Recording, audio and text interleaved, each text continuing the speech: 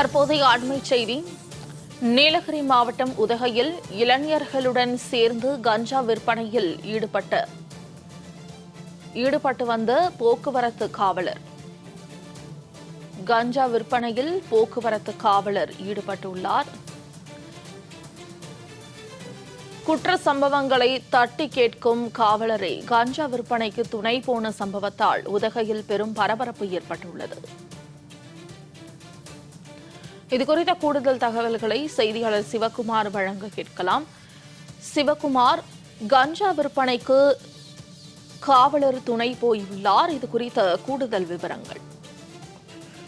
மோனிஷா, நீலகிரி மாவட்டம் உதகையைச் சேர்ந்த குரூஸ் என்ற இளைஞர் கடந்த 21ஆம் தேதி உதகையில் கஞ்சா பதுக்கி வைத்து விற்பனை செய்த போது காவல்துறையினரால் கைது செய்யப்பட்டார். விற்பனை செய்ய எங்கிருந்து கஞ்சா கொண்டு வரப்பட்டது என காவல்துறையினர் குரூஸிடம் நடத்திய விசாரணையில் உதகை நகர போக்குவரத்து பிரிவில் காவலராக பணியாற்றி வரும் நசீர் அகமது என்பவரிடம் வாங்கியதாக தெரிவித்துள்ளார்.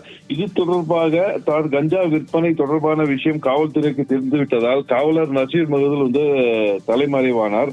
அவரை 3 தனிப்படைகள் அமைத்து கோவையில் வைத்து கைது செய்த காவல்துறையினர் உதகை அழைத்து வந்தனர். பின்னர் உதகை நகர காவல் நிலையத்தை வைத்து அவரிடம் காவல்துறையினர் விசாரணை செய்தனர். விசாரணையில் கேரள மாநிலம் அட்டப்பாடி அருகே உள்ள கோட்டத்துறை பகுதியில் சோமசுந்தரம் என்ற கஞ்சா வியாபாரம் கஞ்சா வாங்கியதாகவும் நீலகிரியில் விற்பனை செய்து வந்ததாகவும் தெரிவித்தார். இதனைத் தொடர்ந்து உதகை மத்திய காவல் நிலைய போலீசார் அட்டப்பாடி அருகே உள்ள கோட்டத்துறைக்கு விருந்தனர். அங்கு மோகன சுந்தரத்தை கைது செய்தனர். பின்னர் அவர்களிடம் இருப்பிடத்தில் இருந்த சோதனையில் கிட்டத்தட்ட 17 கிலோ கஞ்சாவை அங்க பறிமுதல் செய்தனர். மேலும் கஞ்சா வியாபாரி உதகை அழைத்து விசாரணை மேற்கொண்டதில் 3 பேர் மீதும் வழக்கு பதிவு செய்து கைது செய்தனர்.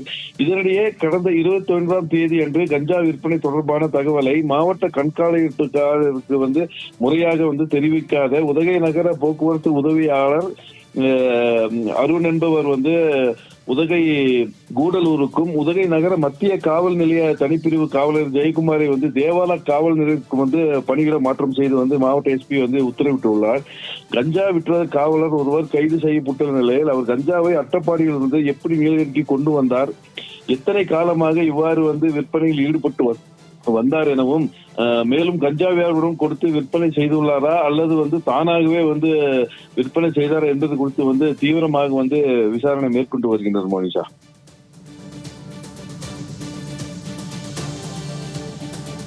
சிவகுமார், தகவல்களுக்கு நன்றி.